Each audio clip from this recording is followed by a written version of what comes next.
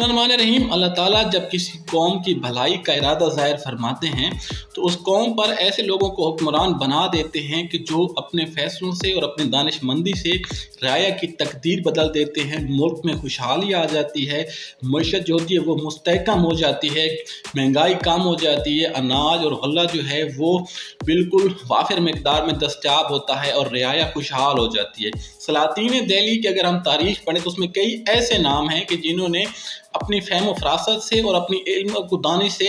ऐसे फ़ैसले किए कि जिससे उनकी रियाया खुशहाल हो गई। सुल्तान गियासुद्दीन तुगलक उन चंद अहम हुक्मरानों में शामिल है कि जो रियाया के लिए अल्लाह ताला का एक तोहफ़ा थे।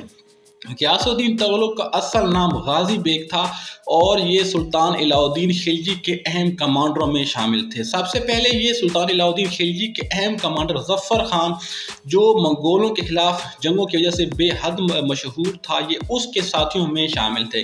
इसलिए ज़फ़र खान के साथ मंगोलों के साथ जो खिलजी अफवाज की जंगें हुई उनमें बराबर हिस्सा लिया और कई अहम मौक़ों पर जो है इसने अपनी बहादुरी और जवामर्दी के जौहर दिखाए।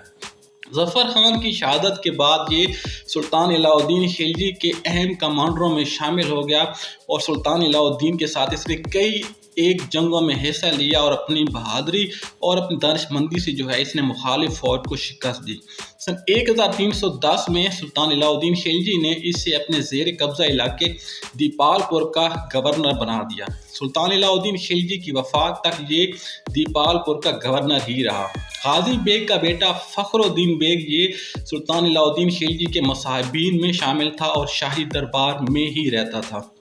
अलाउद्दीन खिलजी के बाद उसका बेटा मुबारक शाह जब तख्त नशीन हुआ तो ये उसके साथ भी था। मुबारक शाह एक नाअहल और ऐश परस्त हुक्मरान था और उसका एक वज़ीर मलिक काफूर जो पहले हिंदू था और बाद में मुसलमान हुआ, लेकिन अंदरूने खाना वो हिंदू ही रहा और उसने जो है अपनी साजिशों से और अपनी चरज़बानी से जो है शाही दरबार पर भी कब्ज़ा कर लिया और सुल्तान के जो मामलात थे उनमें भी ये दखल देना शुरू हो गया। तारीख़ में दर्ज है कि सुल्तान मुबारक शाह और मलिक काफूर इनके दरमियान जो है वो जिनसी ताल्लुक़ था। जो सुल्तान मुबारक शाह था वो हर रोज़ मलिक काफूर को जो है दुल्हन बनाकर अपने हरम में ले जाता और पूरी रात जो है उसी के साथ गुजारता था। 4 साल तक जो है सल्तनत में यही कुछ होता रहा। जो हुकूमत थी वो बिल्कुल कमज़ोर हो चुकी थी, बगावतें सर उठा रही थी, सोचें ज़्यादा हो चुकी थी, रियाया जो थी वो बदहाल हो चुकी थी, मुल्क में कुसाद बाज़ारी का बाज़ार गर्म था, रियाया परेशान थी। और सबसे जो बड़ी बात है वो ये कि सुल्तान अलाउद्दीन खिलजी के वो उमरा कि जिन पर उसने दौलत लुटाई थी, उनको आला ओहदे अता किए थे, जागीरें अता की थी, वो भी इस सारे खेल के दौरान बिल्कुल खामोश थे। एक रात मलिक काफूर ने अपने हिंदू फौजियों के साथ सुल्तान मुबारक शाह को कत्ल कर दिया और ख़ुद जो है वो नासिरुद्दीन के लक़ब से दिल्ली का सुल्तान बन गया। हैरत अंगेज़ तौर पर जो उस वक्त मुल्क के उमरा थे, जो फ़ौज थी, उन्होंने भी मलिक काफूर को अपना बादशाह तस्लीम कर लिया और उसके सामने जो है सर झुका दिया। मलिक काफूर ने बादशाह बनने के बाद जो है शाही दरबार और जो अवाम थी उन पर जुल्म सितम के वो पहाड़ तोड़े कि जिनके को लिखते हुए और जिनको कहते हुए जो है इंसान का दिल दहल जाता है। सबसे पहले जो है उसने जो खिलजी शहजादियाँ थीं उनकी इज़्ज़तें उतार दी। सुल्तान अलाउद्दीन खिलजी की बेगमात को जो है उसने अपने हल्के इदारत में ले लिया। इसके अलावा जो हिंदू फ़ौज थी उसको खुली छूट थी कि वो जिस मर्जी खिलजी शहजादी को चाहते उसको उठाकर ले जाते और उसकी जो इज़्ज़त थी वो तार तार कर देते। इसके साथ ही जो है उन्होंने पूरा जो निज़ाम हुकूमत था वो अपने हाथ में ले लिया और जुल्म सितम का बाजार गर्म कर दिया। अलाउद्दीन खिलजी के उमरा, उसके जो दस्तराज थे, जो उसके रिश्तेदार थे, वो इस जुल्म के आगे बिल्कुल बेबस थे और खामोश थे। मलिक काफूर को खुली छूट थी कि वो जो चाहता मर्जी करता, उसको कोई भी रोकने वाला नहीं था। इतनी बड़ी खलजी हुकूमत में किसी एक ने भी जो है उसके खिलाफ आवाज़ नहीं उठाई और ना ही उसके मुकाबले में आया। जब दीपालपुर के गवर्नर गाजी बेग को इस सारे वाक़े की इत्तला मिली तो वो बेहद गुस्सा हुआ اس نے غصے میں اپنی داڑھی کے بعد جو ہے وہ نوچ ڈالے اور اس نے جو ہے قسم کھائی کہ جب تک وہ خلجی شہزادیوں کو اور خلجی جو ملکائیں تھیں ان کو اس ظلم سے نجات نہیں دیتا وہ نہائے گا ہی نہیں۔ سب سے پہلے جو اس نے اپنے بیٹے فخر الدین کو اطلاع بھیجی اور اس سے فوری طور پر دیپال پور طلب کر لیا، لیکن اس سے پہلے جو ہے ملک کافور کو غازی بیگ کے ارادوں کا علم ہو گیا، کیونکہ جو سلطان علاء الدین خلجی تھا اس کی جو جاسوسی کا نظام تھا وہ اتنا زیادہ تیز تھا کہ جو بادشاہ ہوتا تھا اس کو اپنی جو رعایا تھی اس کے ایک ایک حرکت کا پتہ ہوتا تھا۔ تو غازی بیگ کے جو ارادے تھے اس کا پتہ ملک کافور کو ہو گیا اور اس نے جو ہے فخر الدین بیگ پر انعام و اکرام کی بارش کر دی، اس پر دولت لٹانا شروع کر دی تاکہ وہ اسے جو ہے باز رکھ سکے اور اپنے باپ سے جو ہے نہ ملنے دے۔ لیکن جو فخر الدین تھا وہ کسی نہ کسی طریقے سے شاہی محل سے بھاگ نکلا اور دیپال پور اپنے والد سے آ ملا۔ یہاں پر جو ہے انہوں نے خلجی جو شہزادیاں تھیں، جو ملکائیں تھیں اور سلطان علاء الدین خلجی کے خاندان کے ساتھ جو انہوں نے ظلم ستم کا بازار گرم کیا تھا، جو ظلم کیے تھے اس کا بدلہ لینے کے لیے انہوں نے جنگی تیاریاں شروع کر دی۔ اپنی فوج کو انہوں نے منظم کیا اور ساتھ ہی جو ارد گرد کے قلعے تھے جیسے کہ ملتان تھا، لاہور تھا، ان میں جو ہے اس نے تیز رفتار قاصد بھیجے اور مدد کی درخواست کی، جن میں سے کسی نے بھی جو ہے اس کی مدد کی درخواست قبول نہ کی، کیونکہ سارے جو تھے وہ ملک کافور کے ظلم سے ڈرے ہوئے تھے۔ لیکن جو ملتان کے سپاہی تھے، جو فوج تھی، انہوں نے اپنے گورنر کو قتل کر دیا اور پوری جو فوج تھی وہ اس غازی بیگ سے آ ملی۔ اس کے علاوہ سلطان علاء الدین خلجی کا ایک اہم کمانڈر بہرام خان وہ بھی غازی بیگ سے آ ملا۔ 20,000 کی فوج تیار ہو گئی اور سب سے پہلے جو ہے انہوں نے دلی کا رخ کیا، لیکن راستے میں جو ہے ملک کافور کو اس کی خبر ہو گئی اور وہ 1,00,000 کا لشکر لے کر غازی بیگ کے مقابلے پر آیا۔ یہاں پر دونوں افواج میں خون ریز جنگ ہوئی۔ غازی بیگ، بہرام خان اور فخر الدین نے اپنی حکمت سے اور اپنی جو بہادری سے انہوں نے خلجی فوج کو شکست دی اور ملک کافور جو ہے وہ شکست کھا کر دلی واپس لوٹ گیا۔ اس جنگ میں جو غازی بیگ تھا اس کے تقریباً 4,000 جو سپاہی تھے وہ شہید ہو گئے اور ان کی جو افواج تھی اس کی تعداد 16,000 رہ گئی۔ یہاں پر جو ہے بہرام خان کے مشورے سے غازی بیگ نے جو ہے اپنی فوج کو دوبارہ سے منظم کیا اور تقریباً 2 مہینے بعد جو ہے انہوں نے دوبارہ دلی کی طرف کوچ کیا۔ ملک کافور کو جب ان کے دوبارہ جنگ کرنے کے لیے آنے کی اطلاع ملی تو اس نے جو ہے ایک عجیب چال چلی۔ اس نے اپنی فوج کے جو سپاہی تھے ہر سپاہی کو 4 سال کی جو تنخواہ تھی وہ ایک ساتھ ہی ادا کر دی۔ اس کے علاوہ اس نے اپنی فوج پر انعام و اکرام کی بارش کر دی کہ تاکہ جو اس کی فوج ہے وہ اسی کے ساتھ رہے، ان کی جو وفاداری ہے وہ تبدیل نہ ہو اور جب یہ جنگ ہو تو یہ جو فوجی ہیں یہ پورے بہادری کے ساتھ لڑیں۔ اس کے ساتھ ہی جو باقی قلعے دار تھے اور جو امراء تھے ان کو بزور طاقت جو ہے ملک کافور نے اپنے ساتھ ملا لیا اور تقریباً 2.5 لاکھ کی بہت بڑی فوج لے کر وہ غازی بیگ کے مقابلے میں آیا۔ غازی بیگ کے پاس جو فوج تھی وہ تقریباً 45,000 تھی اور اس کے مقابلے میں ملک کافور کی فوج کافی بڑی تھی، لیکن یہاں پر جو ہے انہوں نے بہترین حکمت عملی سے کام کیا۔ غازی بیگ نے اپنی فوج کو 3 حصوں میں جو ہے وہ تقسیم کر دیا، جن میں سے ایک کی قیادت اس کے پاس تھی، دوسرے کی بہرام خان کے پاس اور تیسرے کی فخر الدین کے پاس تھی۔ ایک فوج اس نے درمیان میں تعینات کی، ایک اس نے دائیں سائڈ پہ اور ایک جو تھی اس نے بائیں سائڈ پہ، اور اس کے علاوہ جو ہے اس نے اپنی فوج سے 3,000 بہترین جو تیر انداز تھے ان کو نکال کر ایک دوسری جگہ پر تعینات کر دیا، اور اس کے علاوہ جو ہے اس نے تقریباً 3,000 کی جو فوج تھی اس کو ریزرو کے طور پر پیچھے کر دیا کہ اگر ہمیں شکست ہو تو آپ نے جو ہے آ کر ہماری مدد کرنی ہے۔ تو دونوں افواج کے درمیان جب خون ریز جنگ ہوئی تو جو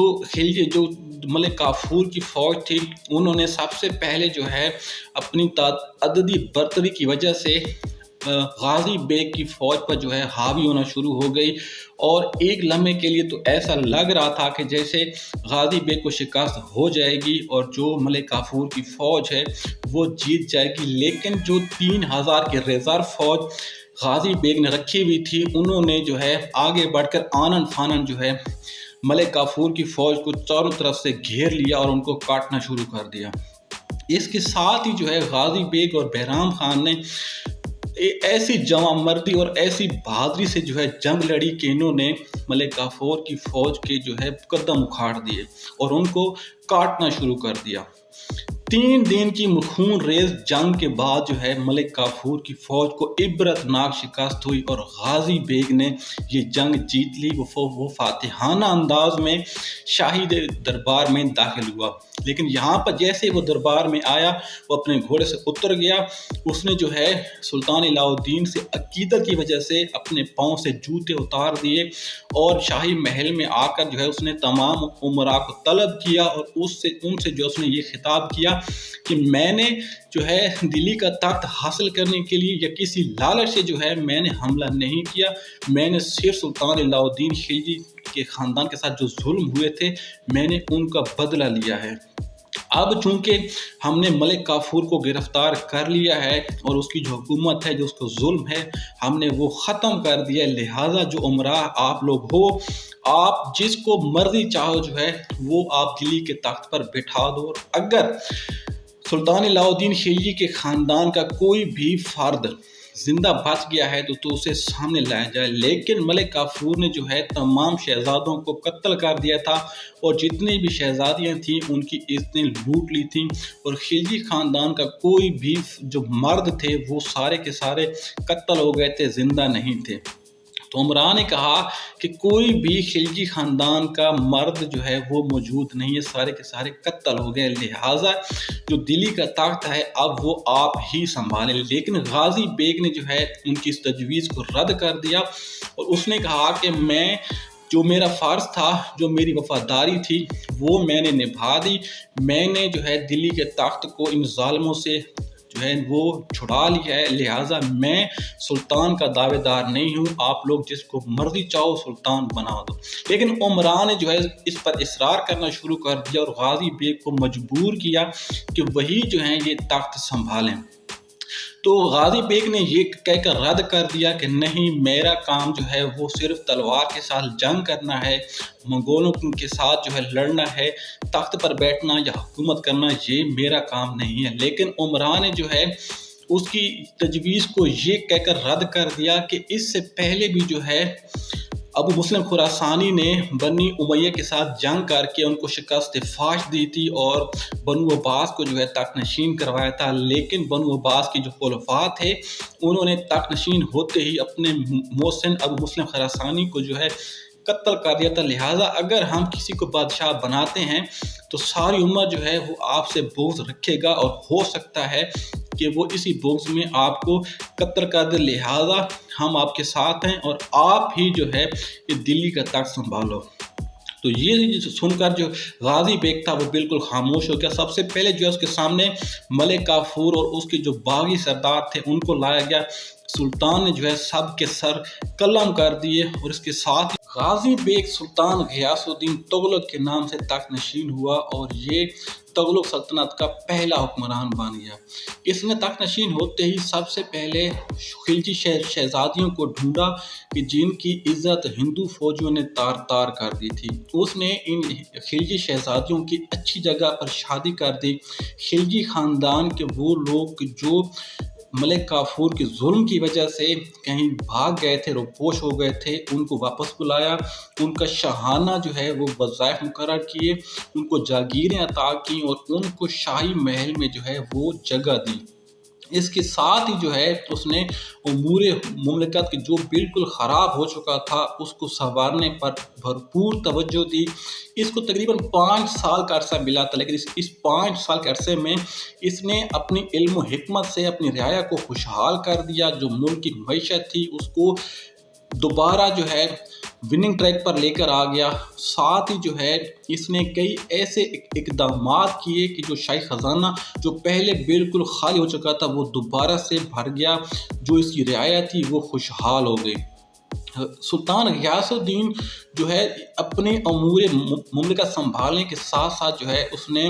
منگول خطرے کو بھی ہندوستان سے دور رکھنے کے لیے کئی اہم اقدامات کیے۔ اس نے ہندوستان کی جو سرحد تھی اس پر چوکیاں بنائیں اور ان چوکیوں میں جو ہے اس نے کئی 100 جو ہے وہ فوجی تعینات کیے، اور اس طرح جو یہ منگول خطرہ تھا وہ ہندوستان میں نہ آ سکا اور اس کو سرحد پر ہی جو ہے وہ روک لیا گیا۔ تقریباً 4.5 لاکھ کی خلجی فوج کی جو ملک کافور کی بد انتظامی کی وجہ سے تتر بتر ہو چکی تھی، اس فوج کو دوبارہ سے اس نے منظم کیا، ان کی تنخواہیں مقرر کی، اور اس کے ساتھ ہی جو ہے اس نے وہ تمام قانون نافذ کر دیے کہ جو اس سے پہلے اس کے محسن سلطان علاء الدین خلجی کے دور میں تھے۔ اس کے ان بہترین اقدامات کی وجہ سے جو مہنگائی تھی وہ آہستہ آہستہ کم ہونی شروع ہو گئی، پیسے کی ریل پیل ہو گئی، اناج اور غلہ وہ وافر مقدار میں دستیاب ہو گیا، اور اس کی جو رعایا تھی وہ بالکل خوشحال ہو گئی۔ تقریباً 5 سال کا اس کو عرصہ ملا تھا، لیکن اس نے اس عرصے میں اپنی رعایا کو بالکل جو ہے وہ خوشحال کر دیا، اور ان کو جو ملک کی جو معیشت تھی وہ بالکل ٹھیک کر دی۔ سن 1320 سے لے کے سن 1325 تک یہ جو عرصہ ہے یہ سلطان غیاث الدین کی حکومت کا عرصہ ہے، اور سلطان غیاث الدین کو ہندوستان کے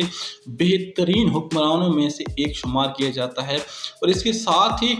پوری دنیا کی تاریخ اگر ہم دیکھیں تو اس تاریخ میں جو ہے ہمیں ایک بات سمجھ میں آتی ہے کہ شاہی تخت کے لیے اور حکومت حاصل کرنے کے لیے بھائیوں کی جنگیں ہوتی رہی ہیں، بھائیوں کو بھائیوں کے ہاتھوں موت نصیب ہوئی، حتیٰ کہ جو والد تھے وہ بھی اپنے بیٹے کے ہاتھوں قتل ہو گئے۔ لیکن غیاث الدین ہندوستان کے ان چند بادشاہوں میں شامل ہے کہ جس نے حکومت مجبوری کی حالت میں لی تھی، اپنے شوق سے نہیں لی تھی۔ اس سے پہلے سلطان جلال الدین خلجی نے بھی جو حکومت تھی وہ مجبوری کی حالت میں لی تھی، کیونکہ جو آخری غلام سردار اپنا غلامہ بادشاہ جو مفلوج تھا اس کے قتل کے بعد جو امور حکومت تھے وہ بالکل بگڑ چکے تھے،